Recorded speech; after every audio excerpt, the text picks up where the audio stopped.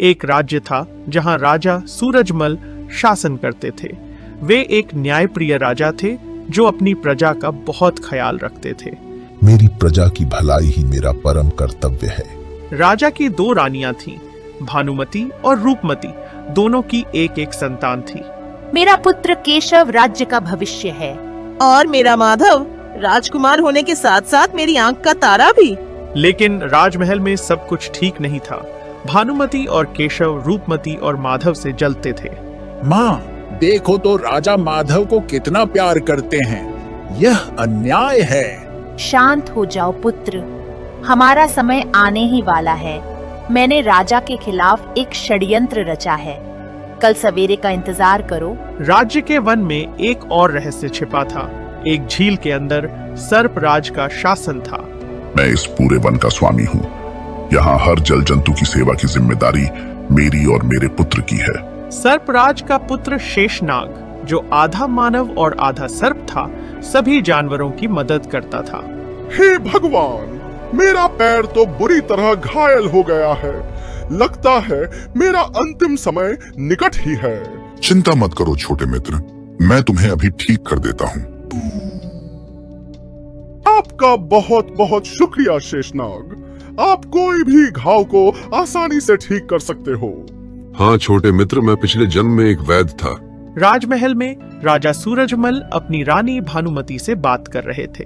रानी, हम वन में शिकार करने जा रहे हैं। हाँ जाइए महाराज, लेकिन उस नाग मंदिर की तरफ मत जाइएगा। हाँ रानी, उस नाग मंदिर का रहस्य तो आज तक समझ ही नहीं आया। हमारे पूर्वज कई सालों पहले इसकी कहानियां सुनाया करते थे, पर समय के साथ सब अफवाहों में परिवर्तित हो गई। उस जगह विषैले सर्प का राज है। आपकी माँ ने मुझे कहा था कि उनकी सुनी कहानी के अनुसार उस जगह कुछ ऐसा घटा था कि उस जगह की मिट्टी भी विषैली हो चुकी थी। जो भी वहाँ जाता उसकी तत्काल मृत्यु हो जाती थी। आप चिंता न करें रानी, मैं उस जगह नहीं जाऊंगा। इसलिए ही तो मैं अपने साथ जंगल का नक्शा लेकर जाता हूँ, जिससे मुझे दिशा का पता रहे। तभी महामंत्री और रानी बात करते हुए, आज राजा वन में शिकार करने जाएंगे। आप एक काम करो, जब वो आपसे नक्शा मांगे तो उन्हें यह नक्शा दे देना।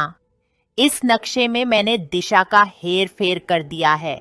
इस नक्शे को देखकर राजा उस नाग मंदिर तक पहुंच जाएंगे। ठीक है रानी। महामंत्री जी, हमें नक्शा दीजिए। हम वन में शिकार करने जा रहे हैं। ये लीजिए महाराज आपका नक्शा। धन्यवाद महामंत्री।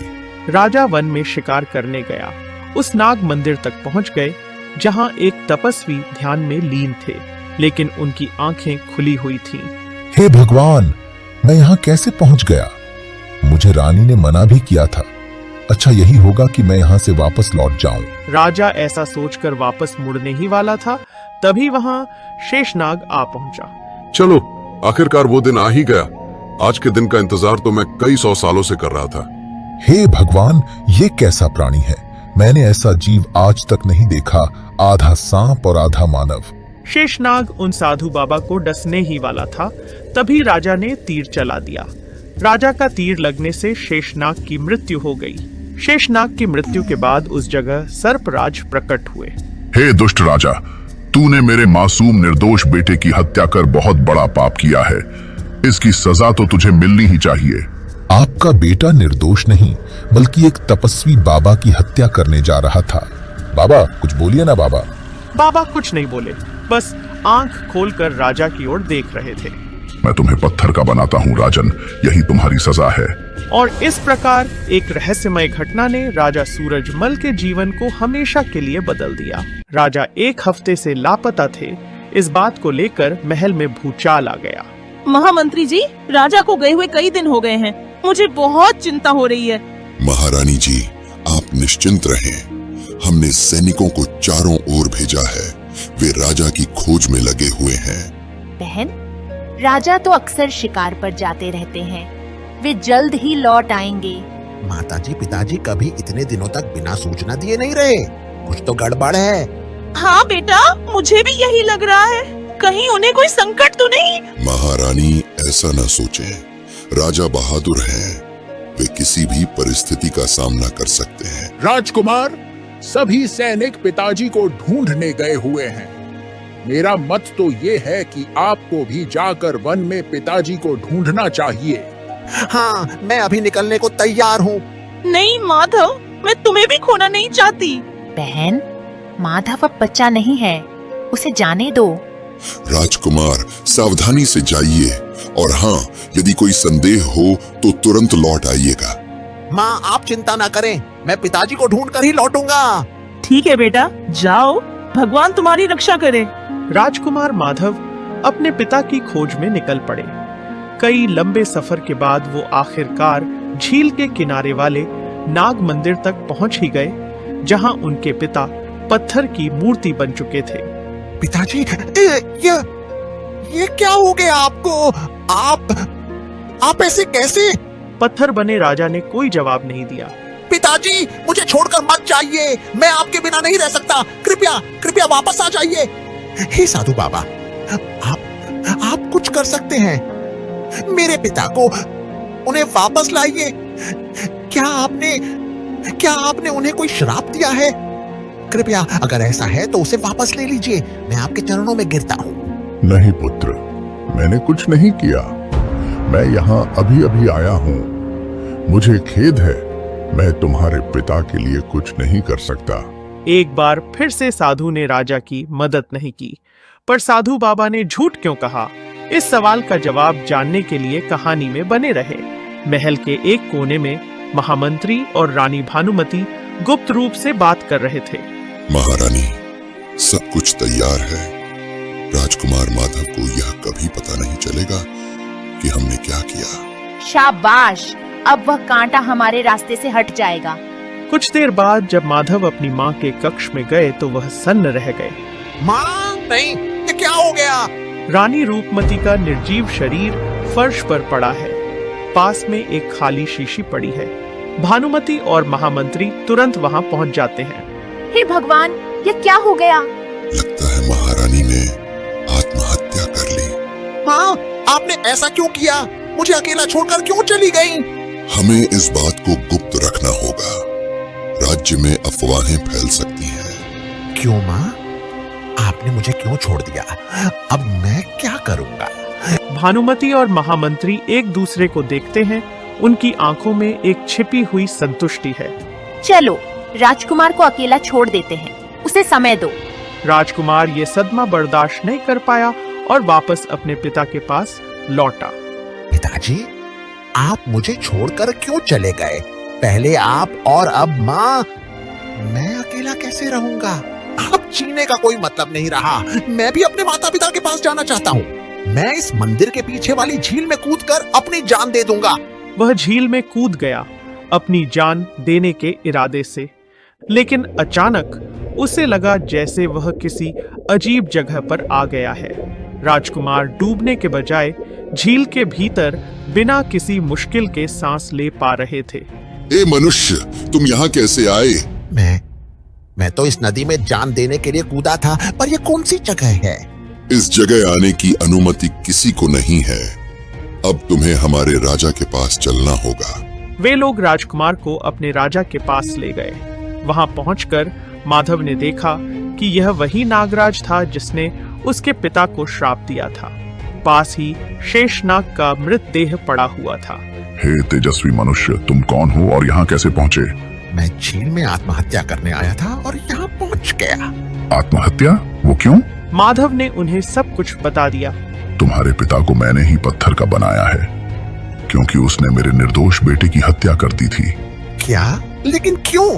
तुम अपने पिता को ठीक कर सकते हो अगर तुम जंगल के भीतर एक गुफा में रहने वाले जिन्न से एक चमत्कारी पत्थर ले आओगे तो। माफ कीजिएगा, ये काम तो मेरे पिता भी कर देते, तो आपने उन्हें क्यों नहीं कहा? क्योंकि यह कार्य वही कर सकता है जिसका मन चंद्रमा की तरह साफ हो। मैं तैयार हूँ, मुझे बताइए मुझे क्या करना होगा। जंगल के गहरे भीतर एक गुफा है। वहाँ एक शक्तिशाली जिन्न रहता है। उसके पास एक चमत्कारी पत्थर है जो लोगों को वापस जीवित कर सकता है, लेकिन सावधान रहना, वह जिन्न बहुत खतरनाक है। मैं जाऊंगा और वह पत्थर लेकर आऊंगा। मेरे पिता को बचाने के लिए मैं कुछ भी करूंगा। तुम्हारा साहस सराहनीय है राजकुमार। जाओ और सफल होकर लौटो। राजकुमार माधव जंगल की ओर चल पड़ा, एक नई और खतरनाक यात्रा की शुरुआत करते हुए। कुछ दूर चल के राजकुमार को एक विशाल गुफा दिखाई देती है। राजकुमार माधव ने साहस जुटाया और गुफा में प्रवेश किया। अंदर एक विशाल जिन्न बैठा था। उसकी आंखें आग की तरह चमक रही थीं। कौन है जो मेरी नींद में खलल डालता है? मैं राजकुमार माधव हूँ। मुझे चमत्कारी पत्थर चाहिए ताकि मैं अपने पिता को बचा सकूं। अच्छा, तो तुम वही हो, लेकिन इतना आसान नहीं होगा। तुम्हें 2 चुनौतियों का सामना करना होगा। पहली चुनौती है मेरी पहेली का जवाब देना। मैं तैयार हूँ। ध्यान से सुनो। लंबा चौड़ा मेरा भाई, लकड़ी का है ये महाराज। ऊपर से नीचे तक जाए पर घर से बाहर न आए। ये कोई ऐसी चीज होनी चाहिए जो लकड़ी की बनी है और घर से बाहर भी नहीं जाती। माधव कुछ क्षण चुप रहता है, फिर उसकी आंखों में चमक आ जाती है। मुझे लगता है मैंने इसका उत्तर पा लिया है। ये सीढ़ी है। और तुम्हें ऐसा क्यों लगता है? क्योंकि सीढ़ियां लकड़ी की होती है, लंबी चौड़ी भी होती है, ऊपर नीचे लोगों को लेकर भी जाती है, पर घर के बाहर नहीं जाती। गुफा में एक क्षण के लिए सन्नाटा छा गया। जिन्न ने राजकुमार को गहराई से देखा। शाबाश राजकुमार, तुमने सही उत्तर दिया है। तुमने पहली चुनौती पार कर ली है। धन्यवाद। अब दूसरी चुनौती क्या है? दूसरी चुनौती और भी कठिन होगी। तैयार रहो राजकुमार, जिसे तुम्हें 30 क्षण के भीतर सुलझाना होगा। अगर तुम असफल हुए तो तुम्हें मैं पत्थर का बना दूंगा।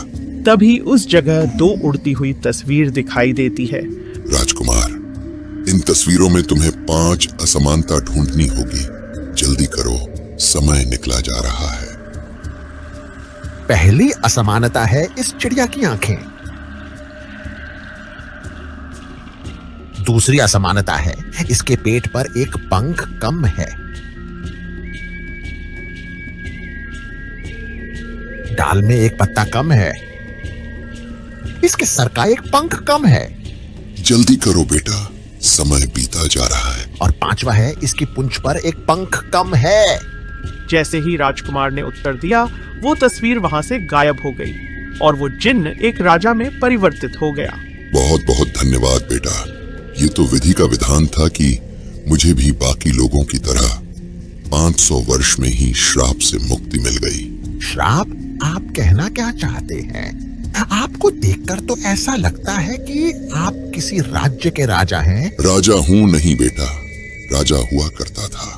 तुम्हें सब कुछ समझ आ जाएगा। बस ये मणि लेकर शीघ्र ही नाग मंदिर जाओ, वहां तुम्हें सब ज्ञात हो जाएगा।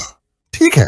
राजकुमार माधव उस पत्थर को लेकर नाग मंदिर पहुंचा, जहां सभी मौजूद थे। जैसे ही उसने उस पत्थर को शेषनाग के मृतदेह को स्पर्श कराया, शेषनाग जीवित हो गए। फिर उसी पत्थर को राजा के शरीर पर लगाते ही राजा भी वापस जीवित हो गए।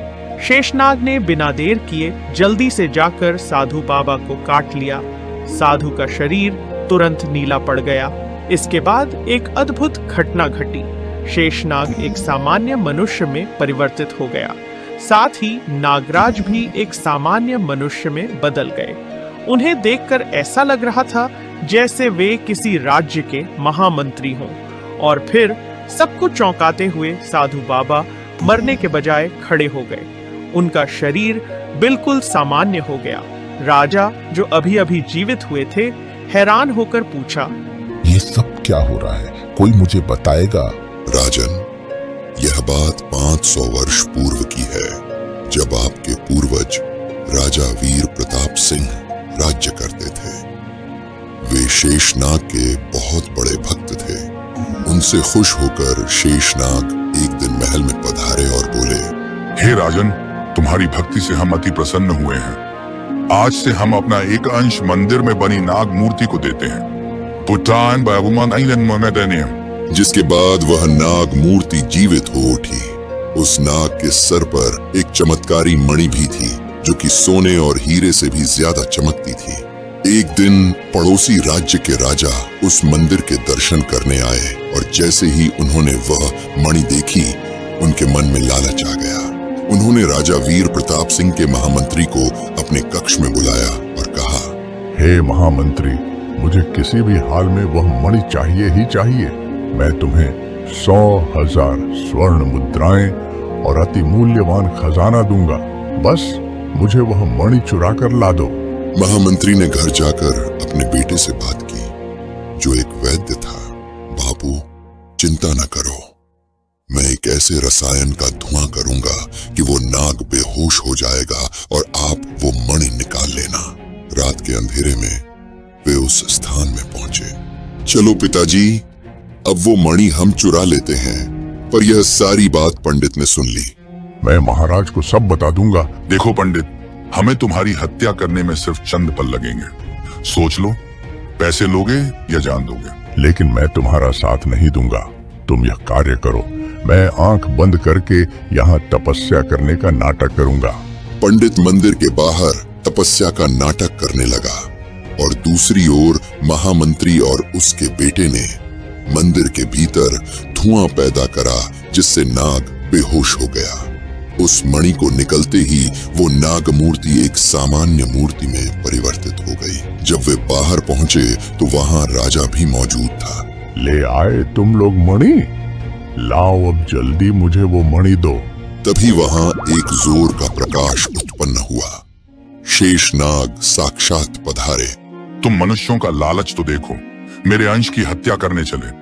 मैं तुम्हें शाप देता हूँ, तुम दोनों सर्प बन के इस वन में 500 साल भटकोगे और इन 500 सालों में तुम लोगों को यहाँ सब जानवरों की मदद करनी होगी।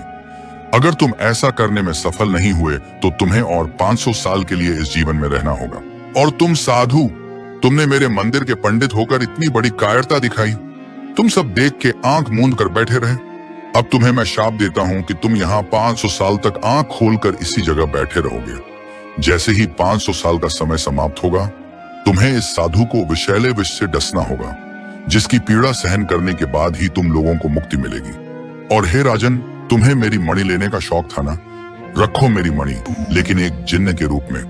तुम्हें इस शाप से मुक्ति तभी मिलेगी अगर तुमसे कोई पवित्र मन का व्यक्ति यह मणि ले जाएगा। शायद ऊपर वाले की कृपा ही थी कि राजन ने उस समय तीर चला दिया, नहीं तो यह सब तो शाप से मुक्त हो जाते।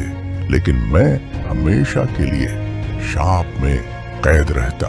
500 साल बाद सभी शाप मुक्त हुए। दूसरी ओर राजा और माधव दोनों महल पहुंचे। उन्होंने देखा कि भानुमति का बेटा राजा बन चुका है। पिताजी, अब मैं इस राज्य का राजा हूँ। बेहतर यही होगा कि आप और आपका ये बेटा यहाँ से निकल जाओ, नहीं तो आप लोगों को मैं मौत के घाट उतरवा दूंगा। तभी वहां साक्षात शेषनाग ने दर्शन दिए। तुम लोगों ने यह अच्छा नहीं किया। अब सारी जिंदगी काल कोठरी में काटने के लिए तैयार रहो।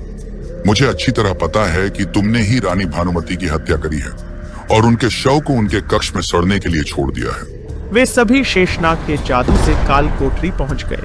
हे स्वामी, आपने हमारी मदद की, हम आपके शुक्रगुजार हैं। पर मेरी माँ की हत्या कर इन निर्दयी लोगों ने उन्हें उनके कमरे में सड़ने के लिए छोड़ दिया है। चिंता ना करो बच्चा, जाओ और नागमणि को अपनी माँ को स्पर्श करो, उनके प्राण लौट आएंगे। राजकुमार ने ऐसा ही किया और रानी माँ जीवित हो उठी। अब वापस वो मणि अपने स्थान में आ गई और पहले की तरह विष्णुनगर राज्य पर शेषनाग की कृपा होने लगी।